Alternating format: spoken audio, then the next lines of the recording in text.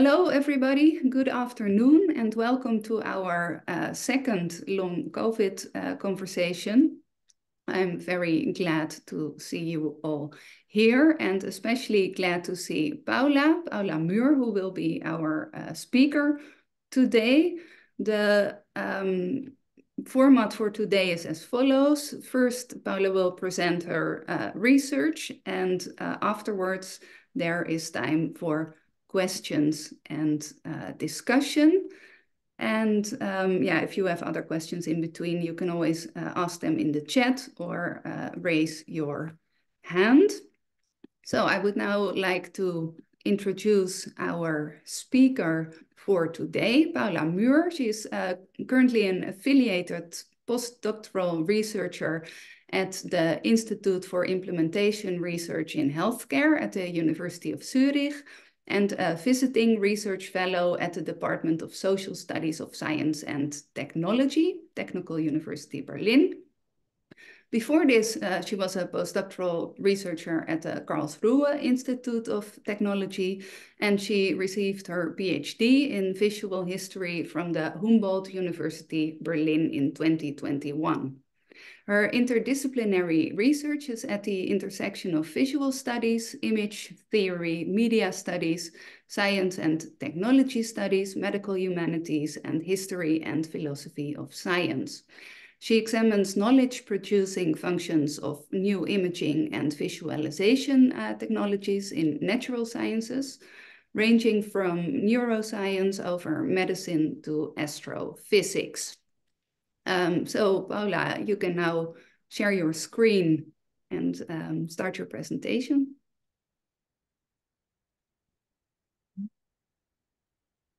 I hope you can all see the screen. Thank you, Eva, so much for inviting me to be here.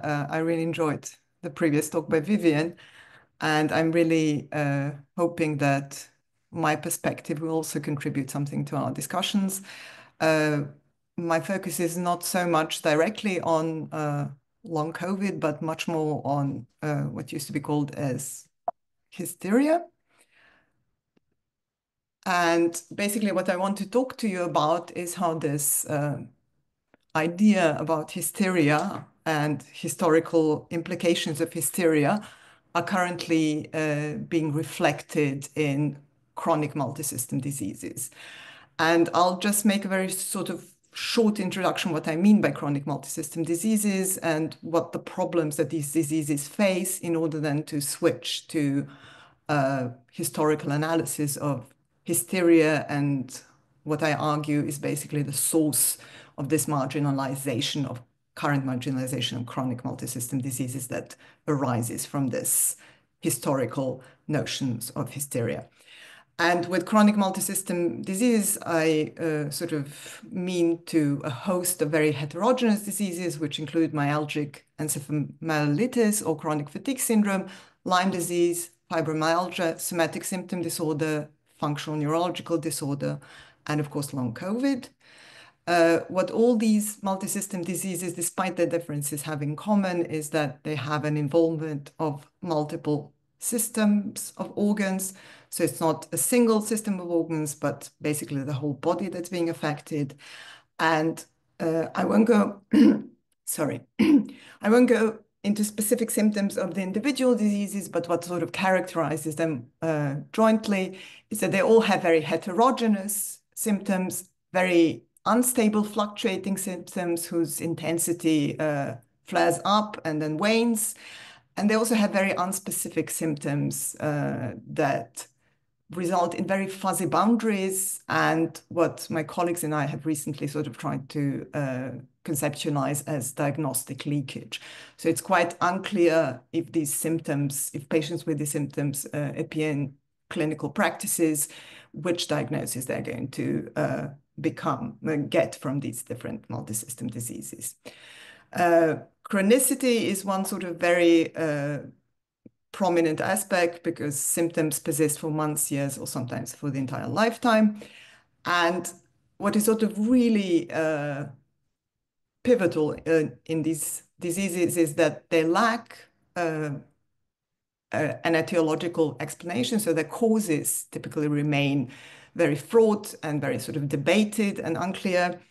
They also lack a detectable organic basis and a clear pathophysiology, which typically results in their psychologization. They also lack clear diagnostic laboratory tests, which means that they are typically diagnosed through a phenomenological approach by focusing on certain clinical features of the symptoms. And because of all these previous lacks, they also additionally lack a reliable treatment. So typically getting this diagnosis means that there's not much help being offered.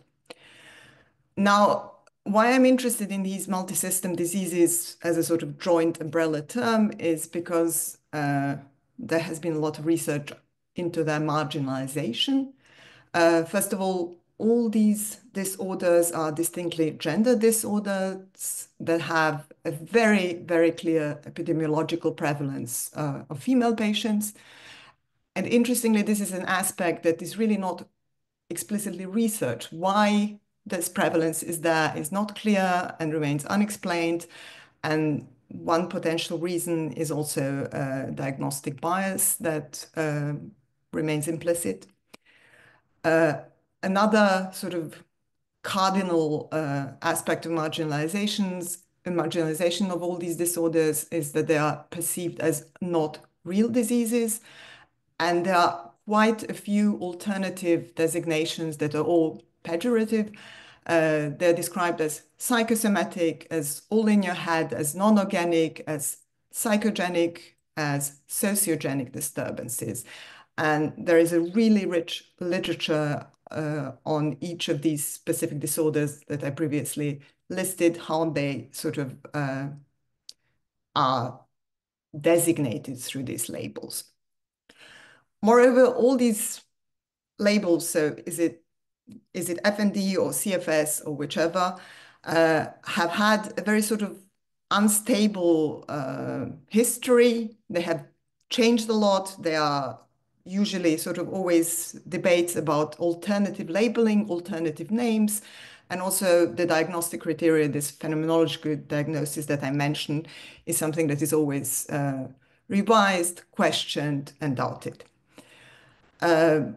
Another aspect of marginalization is that patients are more often than not dismissed as simulators, which results in their exclusion and what is recently also been called as medical gaslighting. A direct consequence of this is what has been referred to as diagnostic odysseys. Patients go from doctor to doctor, they often remain undiagnosed, or they receive very delayed diagnosis. A lot of patients also have changing diagnoses that shift often across and between these multisystem diseases, but also other diseases. Another aspect which is also very prominent and which sort of additionally contributes to stigmatizing of these diseases is that there are often comorbidities. So there are often sort of additional psychiatric diseases like depression, anxiety, and disorders that are also viewed as sort of part and parcel of these multisystem diseases, but also a reason why they are seen as particularly stigmatizing, both medically and socially. And what all these diseases have in common is that they have been implicitly or explicitly associated with hysteria as a highly contested disorder with several millennia long medical history, which is nowadays widely thought to no longer exist. Now, regarding the relation of hysteria, there are sort of, in a sense, two clusters among the disorders that I listed. On the one hand, functional neurological disorder and somatic symptom disorder are basically current medical labels for the symptoms that were historically previously referred as hysteria and that are very sort of heterogeneous, including seizures, paralysis, blindness. Despite the current general view in the public that hysteria doesn't exist since the 1990s, there has been an intensifying medical research into this sort of renamed disorder. And within this new research, there's a current reconceptualization of FND as a genuine neurological disorder arising from a still unknown complex disturbance in brain function. And if you're interested in reading more about this research, I have a monograph that sort of is based on my PhD research that explicitly deals with this.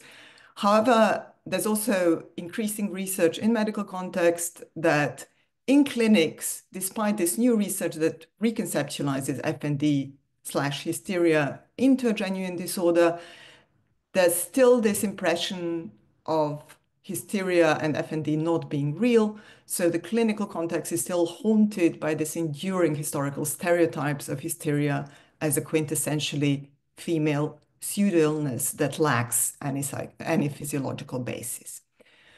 And regarding the second cluster, all the other sort of multi-symptom disorders that I mentioned, in particular CFS and long COVID, have also been repeatedly linked to hysteria. And this linking has typically sort of implied that hysteria is understood as a vaguely defined psychosomatic illness. So the intention of this linking, implicit or explicit, was always to sort of delegitimize the medical validity of CFS and COVID through this linking. And again, there's rich literature on this. There is also more recently an emergence within the medical context of several studies who have tried to link long COVID, not so much to hysteria, but sort of explicitly to this, not to historical hysteria, but to sort of this current reconceptualized versions of FND and SSD, and came to very sort of inconclusive results about potential overlaps. And interestingly, even these attempts, which have been sort of relatively, should I say, mild, they were not meant to invalidate long COVID, but sort of just to sort of explore potential overlaps with FND, have been criticized by many others in the medical context because they argue that FND, despite this recent reconceptualization, remains a predominantly psychosomatic and sociogenic diagnostic construct. So any kind of sort of medical linking of long COVID to FND still produces the effect of delegitimizing long COVID, even if this is not the original intention. And just to sort of illustrate how dominant and how present this delegitimization of anything related even remotely to hysteria remains, I want to just show you this article, which was written by somebody who claims to be a medical professional, but this is not his real name. This is a pseudonym. So this person is hiding behind a pseudonym, but nevertheless wrote this article in 2021 complaining that all these patients who have whatever kind of symptoms that don't have a distinct physical or physiological basis, be it FND, be it long COVID, be it CFS, are basically just malingerers, simulators, and patients who are basically taking up a huge amount of time and resource at the expense of others. Now, this idea that sort of hysteria as a historical construct and its current forms of FND and SSD are all in your head, and sort of by relation, all the other multisystem disorders that lack a clear-cut etiology or organic basis are, as I hope to show, grounded in implicit mind-body dualism that was encoded primarily into medical understanding of hysteria in the course of the 20th century. And what I want to show in this talk is that this sort of encoding is related to emergence of notions of hysteria as medically unexplained, as abnormal illness behavior, as enacting of sick roles, and as attention seeking. And what I want to do in the following few minutes of my talk is to sort of historically retrace how these notions emerged and were encoded in the medical discourse. And to do that, I will do a very sort of short overview of hysteria's history first, going through all these sort of millennia of its history. I'm sorry, this is sort of very simplifying, but I don't have time to go into too many details.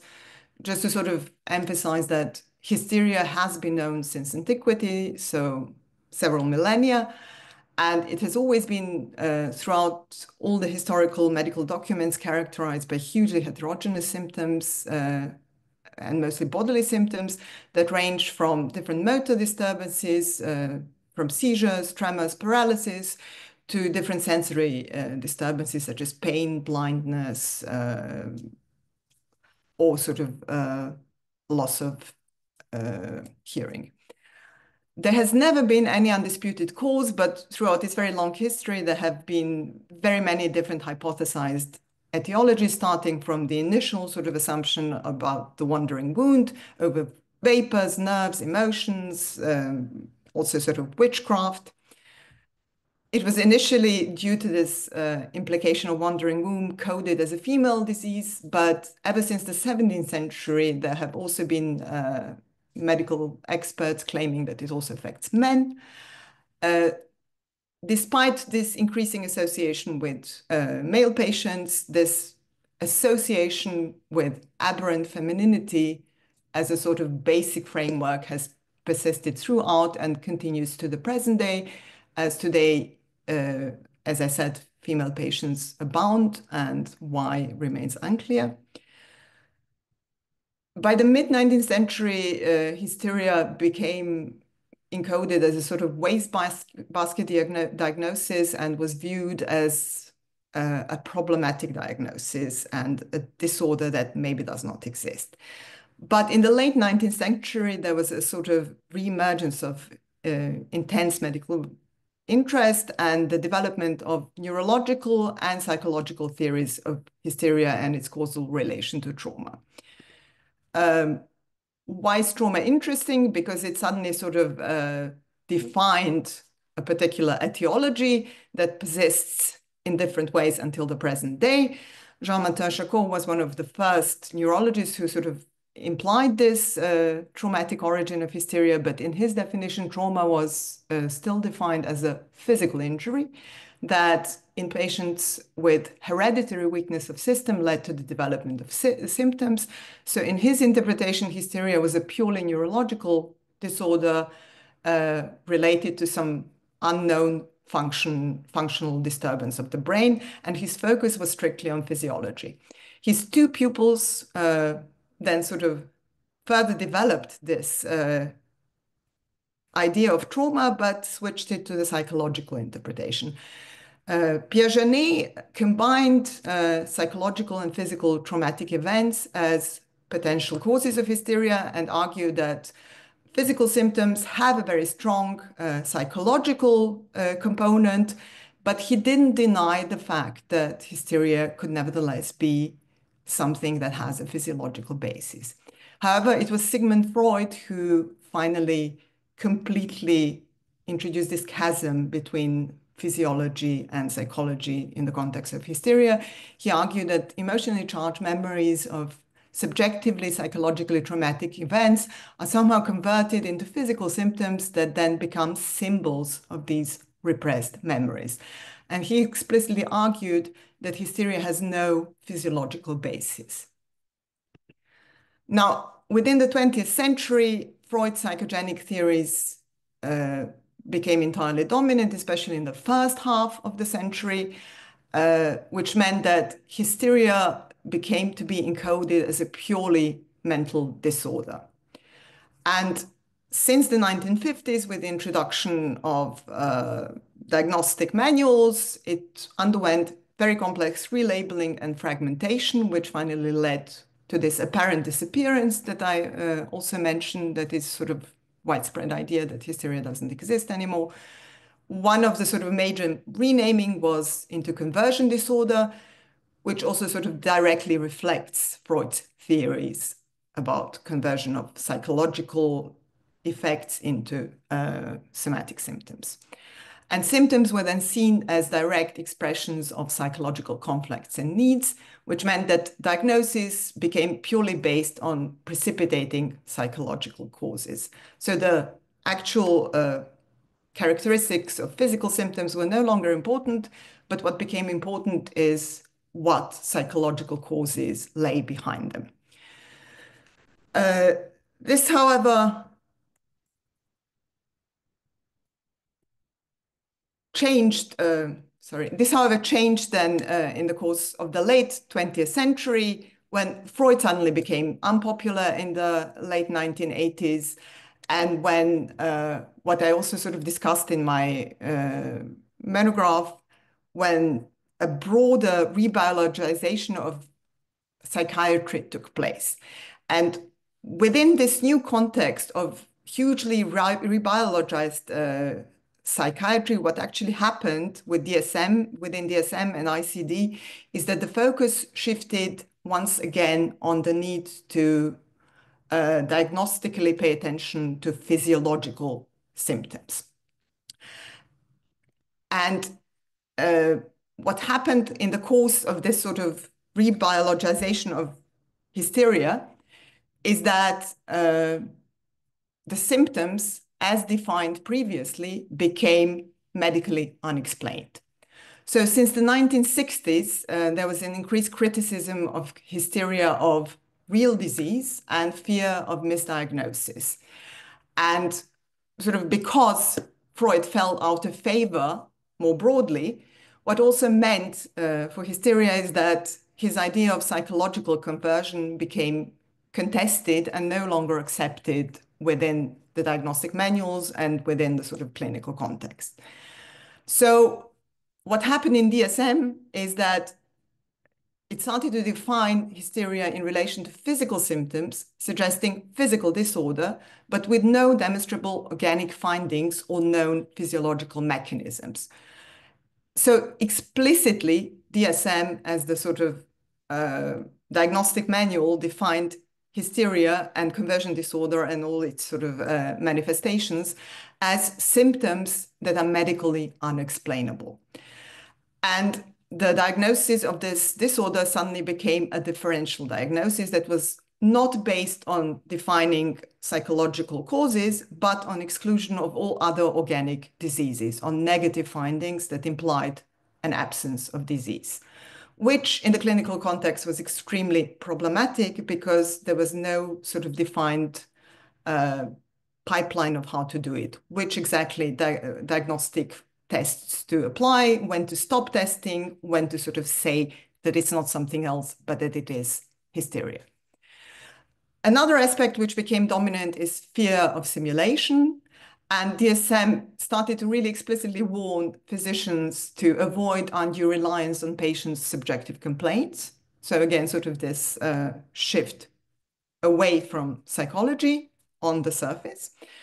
And it also introduced the differentiation between genuine symptoms and feigned somatic symptoms as a diagnostic requirement. This sort of made the disorder even more unreal in a sense, because there were no tests to prove malingering, defined as intentional symptom production and motivated by goals such as financial compensation, avoidance of duty, or evasion of criminal prosecutions. So physicians were actually expected suddenly to diagnose this disorder by demonstrating that patients don't have a conscious intent to produce these symptoms, to simulate them. However, again, there were no standard tests for doing that, and this became a highly subjective endeavor. Additionally, symptom feigning was then split into malingering on one hand as a sort of intentional feigning and fictitious disorder, which was defined as a psychiatric condition that has an entirely pathological psychological need to assume the sick role and doesn't have any external motives. This assumption of sick role, in a sense, proved impossible to prove because it meant that suddenly, although conversion disorder was then based into this physiological background, suddenly doctors were expected to make judgments about patients' intentions, subjective intentions, both conscious and unconscious, without having any tools to do so. Another aspect was the introduction of the concept of abnormal illness behavior. that was in the 1960s introduced by psychiatrist Pilowsky, and he defined it as behavior of patients who complain of physical symptoms and remain influenced by the doctor's explanation, uninfluenced by the doctor's explanation that they don't have any objective pathology, and still sort of, despite this explanation that they don't have a objective pathology, insist on being placed into a sick row. So in a sense, Pilowsky argued that his intention was to solve the controversy around hysteria and all these other sort of unreal diseases. But the implication of his concept was basically that hysteria was not an actual illness, but just aberrant social behavior. And similar claims were made by other psychiatrists who also declared hysteria to be a non-discursive communication and an idiom implying, sort of enforcing this idea of not real. The worst thing is probably in this sort of in this stigmatizing aspect of hysteria is that DSM explicitly attributed diagnostic significance to the concept of abnormal illness behavior and explicitly designated patients as, a quote, expressing their complaints in colorful, exaggerated terms and leading lives that were as chaotic and complicated as their medical history. They even describe patients as having antisocial behavior, suicide threats, attempts, and marital discourse. So this idea that it's not so much about being sick, but playing sick and behaving in socially unacceptable way was really sort of encoded medically into the diagnosis of hysteria. Furthermore, DSM explicitly characterized patients as impulsive, over-emotional, suggestible, tending towards dependency, and behaving in dramatic and histrionic fashion. So histrionic is really sort of acting out. Furthermore, even beyond DSM, there was suddenly in the 70s and 80s a flurry of individual studies, all of which described patients as dependent clingers, entitled demanders, manipulative help rejectors, and self-destructive deniers. And there was an entire sort of palette of different labels for patients as hateful, problematic, difficult, frustrating. All these labels published in medical journals and designating patients in these ways. The implication was that the patients lack moral fiber, have flawed character, and basically it resulted in implicit psychologization despite sort of this idea that Freud was not right, and of course in patient blaming for the symptoms. Now, this is basically just to conclude through this tracing of how hysteria within the 20th century from an initially sort of mental disorder turned into something which was neither a disorder, mental disorder, neither a physical disorder, but became an abnormal illness behavior and something that is not real and something that is medically unexplainable. I hope to have shown that this is something that sort of continues to haunt FND and SSD, so the current versions of hysteria. Although the current idea is that these disorders as sort of modern manifestation of hysteria are genuine and are based in brain dysfunctions, which is still unknown, and the ongoing research is still sort of at its beginnings. The spectre of hysteria as something psychologically defined and something that doesn't have a real basis remains virulent in the clinical context. And it's also something that haunts the broader perception of all these people who currently are diagnosed with FND and SSD. And it's also broadly inscribed into all the other disorders that have this either direct label or indirect label of medically unexplained. So all these multi-symptom disorder that lack a clear-cut etiology and detectable organic basis, which in turn leads to their marginalization and their dismissal. Thank you.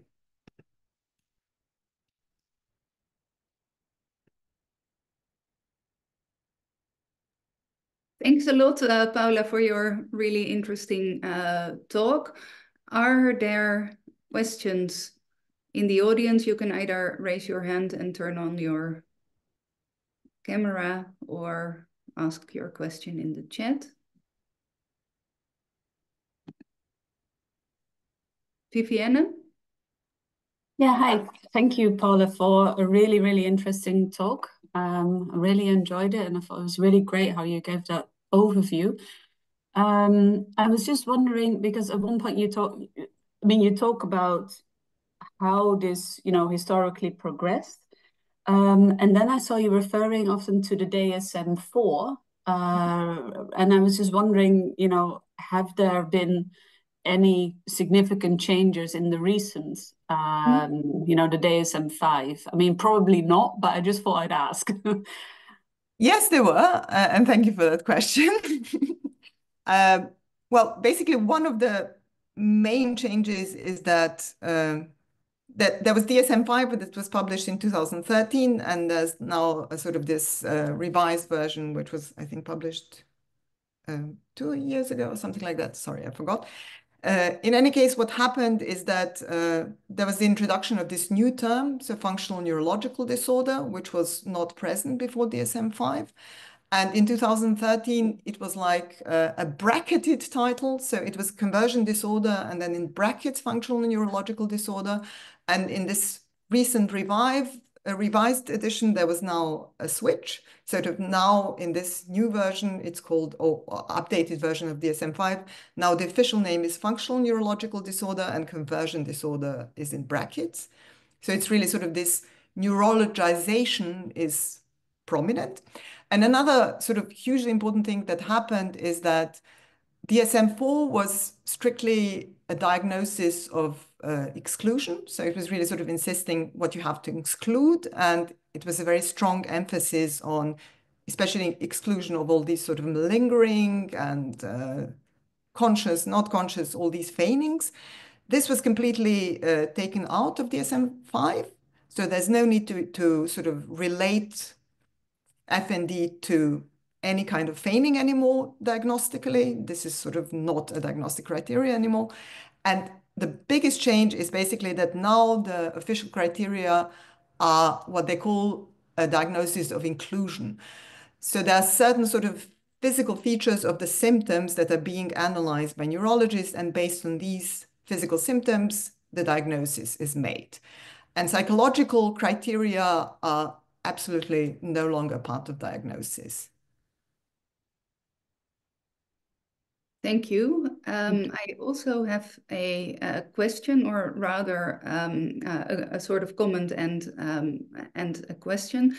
So one of the things that's under-researched, at least in the context of long COVID, but I know that it's the same with ME/CFS, is the hormonal component of the disease. So there's some patient-led research about menstruation, because a lot of long COVID patients experience PEM, post-exertional malaise, after or when they get their menstruation. So there's like an immediate felt phenomenon that's ignored in the medical literature. Plus, for long COVID, the patients are, I think 75% of the patients are women in the age of 40 to 60, which is also a period of hormonal change in women. So there's very little research about that. And I think that hormones are very connected to this idea of hysteria, or at least that's a question to you as well. So I'm wondering if you could perhaps say something about this. But then my second question, which is more of a question, is how do we counter this? Because I think that what you see now, at least in the context of long COVID, is that a lot of activist patients point to research that's actually confirming the biological aspect of the disease, like what happens on a cellular level, or on the level of the muscles or something. But this is of course also problematic, because then you are proving that you are ill in the discourse that's saying you are not ill. So there's also, I mean, another route would be to simply say, believe me, to change the discourse around this. So how do we, should we counter this by getting into the medical discourse that ignores the disease, or is it better to criticize that, for example, on feminist grounds? Thank you. First of all, regarding hormones, it's completely sort of ignored in FND research. And generally, this female aspects of FND are also very much under-researched. Recently, there's been sort of a slight trend to argue that female aspects should also become investigated. But until recently, it was completely sort of treated as a non-gender disorder in the research. So female and male patients were sort of put together, and the presumption was that there's no difference. And why there are so many female patients was, as I said, completely under-researched and unaddressed. And now there have been a few studies that started to sort of incorporate this female aspect, but they have very undecided results, and it's sort of very unclear. And hormones don't come into discussion at all. I mean, maybe hormones in the sense cortisol and these sort of stress hormones are being at the moment investigated, but not sort of female hormones. That's completely disregarded. Although in the history of hysteria, this classical history of hysteria, of course, if you read Charcot's texts and all the other texts, there's always this idea that when menstruation comes, there's always a change in symptoms.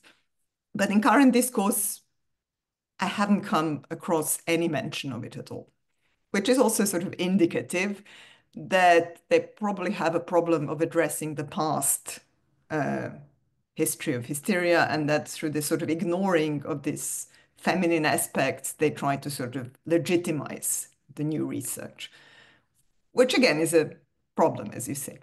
And regarding your second question, if I understand you correctly, you're saying that if we sort of put too much emphasis on this biological framing, that in a sense we also ignore a lot of things. Am I understanding you correctly? Yeah, I think that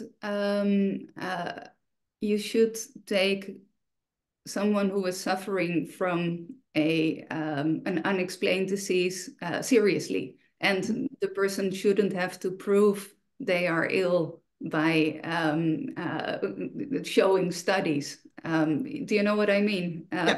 Yeah. I think there's several problems in a sense that sort of come together here. Yes, we should take people seriously when they say they're ill, but as I had this quote from DSM-4, they really sort of said, don't pay too much attention to patients' complaint. It was really sort of encoded into a diagnostic manual, right? Which is exactly the opposite of what you're saying, which is no longer encoded in the DSM-5. But nevertheless, this idea that if there's physical symptom and there's no physical basis is something that current medical discourse has a problem dealing with, because everything is sort of framed, both measurement and diagnosis, but also treatment is framed in a certain way of sort of dealing with the body if it's a bodily disorder, or sort of designating it to psychology if it's not a physical disorder. So in a sense, that means that disorders that don't have a physiological basis that is testable fall in between, right? So in a sense, that's a problem to say, okay, if we just don't pay attention to this biologization as a positive way, then I don't know how else to sort of approach to it. And that's why I think that this biologization has a positive role at the moment. It is reductive in certain ways, because it reduces this subjective experience and it doesn't look at patients how they sort of deal with this disorder or what it actually means for them. So this symbolic meaning that was so present in Freud's interpretation of hysteria is lost in this context that is only based on measurement. But the positive aspect of the measurement, in a sense, and of this biologization is that it's trying to acknowledge the realness of the disorder. And that's why I sort of really want to frame it as something that also has very positive effects and not just sort of see it as a reductive. The other problem I think that is important is that in the current medical discourse, unless you have some sort of understanding of mechanism or cause or whatever sort of biological framing, you also don't know how to develop the treatment.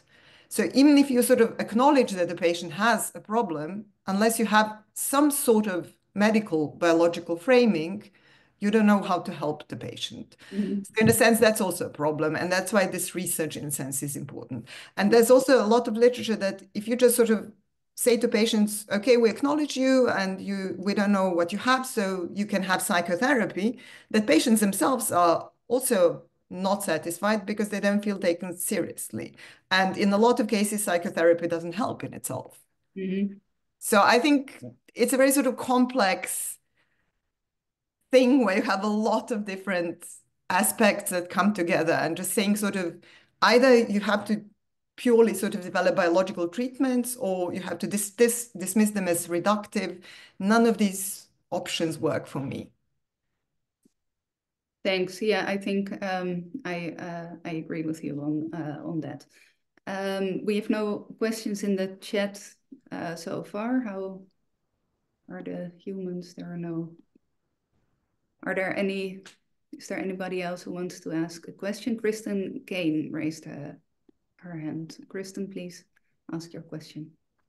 Yeah, thanks. Thanks very much for your talk, Paula. I found that really interesting.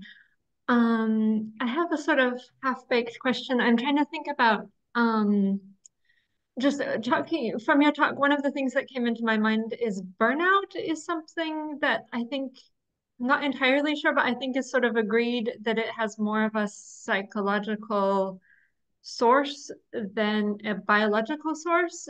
But I think at least in the Netherlands, and it might be very different elsewhere, it is really accepted as, I think, a medical condition and not stigmatized in the way that you're talking about here. So I was just wondering if you could say something about how burnout compares to the types of multi-system diseases that you're talking about, and whether there may be any lessons learned for how this type of thing can be destigmatized that you could see there, or just yeah, anything you have to say about that, I would be really interested. Thanks. Thank you.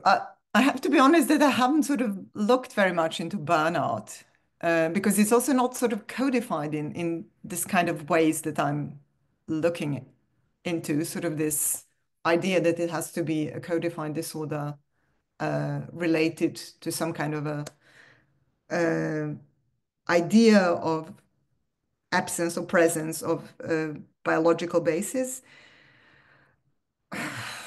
I'm not sure I can say anything about burnout.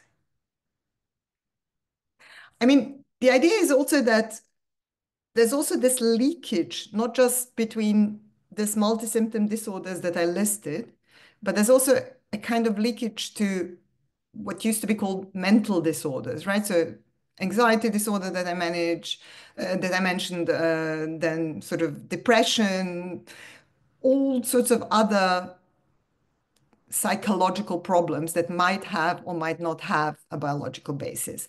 And in the current psychiatry general, there's this tendency to sort of look for biological basis of everything.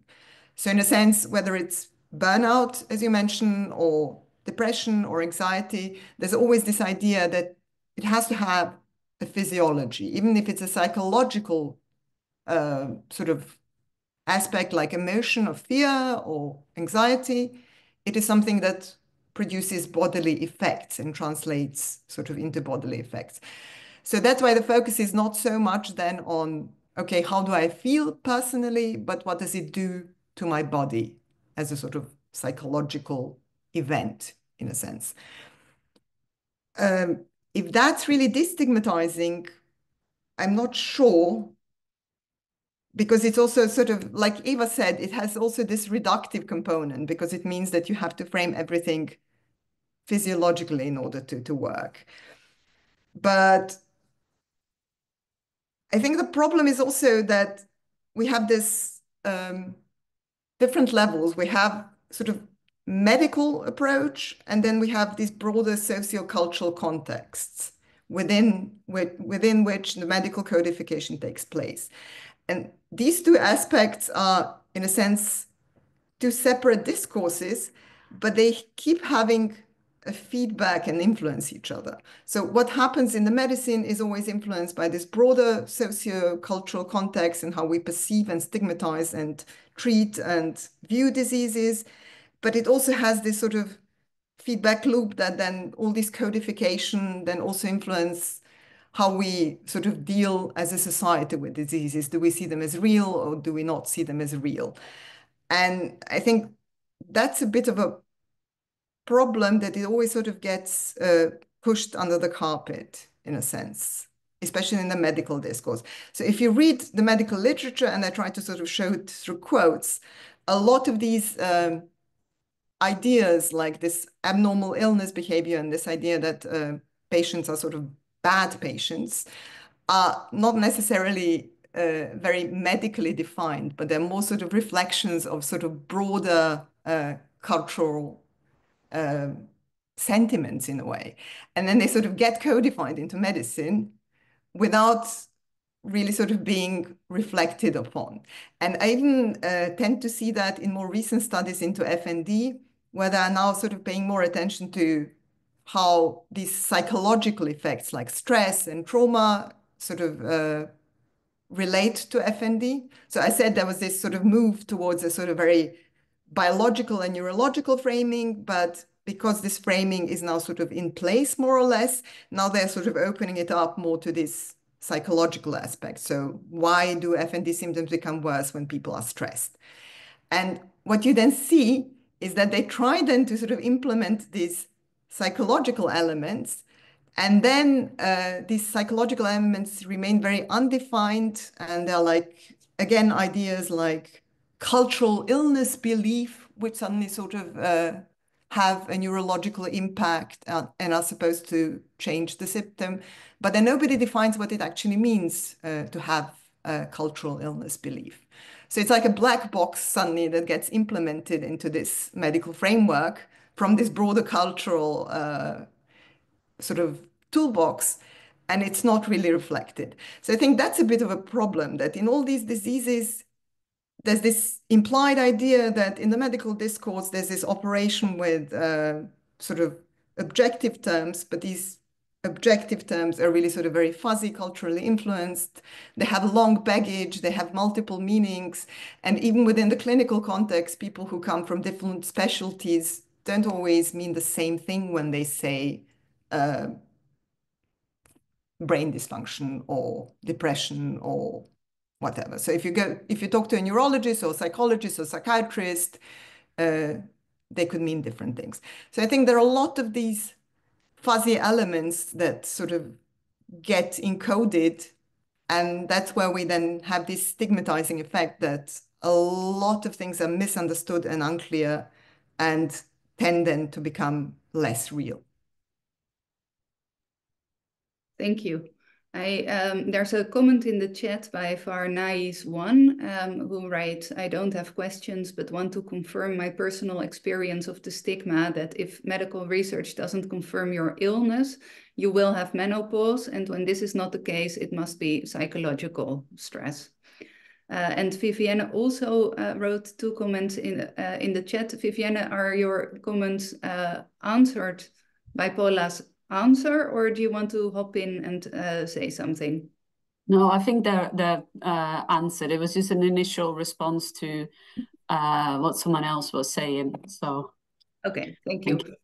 Then there's one more question by Luz, and this will be the last question because we're already slightly over time. Yes, thank you very much for this beautiful overview of the hysteric history. I totally agree that it's very important that we take the medical disorder, for example, post-COVID, very seriously, and that we look for the symptom profile and look for all the treatable traits and treatable symptoms. At the same time, I'm sure that this very severe disease has a great impact on the social and psychological factors and dates of daily life.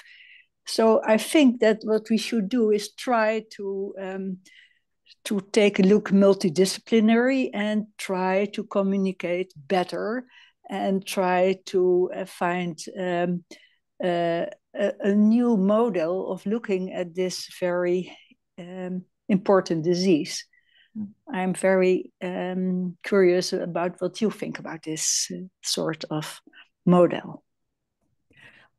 I'm absolutely for inter and transdisciplinary, and I would say an important aspect would really sort of be to include patients. I was talking to Eva just previously. She asked me what I'm working on right now, and what I'm working on right now is that I'm actually doing interviews with FND patients who are currently diagnosed with what used to be called hysterical attack, but what is now sort of called, has different names, but among other things, non-epileptic attacks.